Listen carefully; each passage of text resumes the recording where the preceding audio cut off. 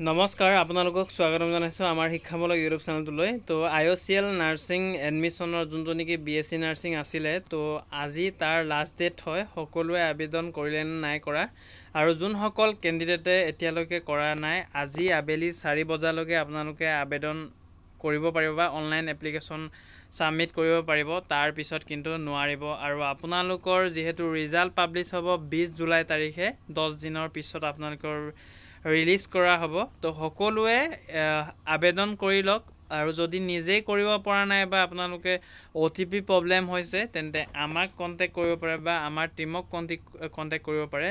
তো আমাৰ টিমে আপোনালোকক কিবা এটা এমাউণ্ট লৈ আপোনালোকৰ অনলাইনসমূহ কৰি দিব পাৰিব বা কৰিবলৈ চেষ্টা কৰিব।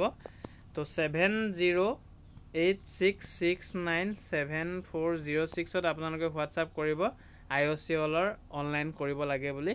তো আমাৰ ষ্টাফৰ টেকনিকেল টিমৰ ব্যক্তিসকলে আপোনালোকক অনলাইনসমূহ কৰি প্ৰিণ্ট আউটৰ সৈতে পাছৱৰ্ডটো দি দিয়া হ'ব। তো সকলোৱে আবেদন কৰি লওক। যোনসকলে BSc নাৰ্ছিং CW দিছিলে, তো তেওঁলোকক কৈছোঁ অন্য বেলেগে এপ্লাই কৰিব নোৱাৰে, যিহেতু যোনটো নেকি আপোনালোকৰ Srimanta Sankardev university of health ছায়েন্সৰ আণ্ডাৰত হৈছিলে CW BSc নাৰ্ছিঙৰ, তেওঁলোকে আবেদন কৰিব পাৰিব।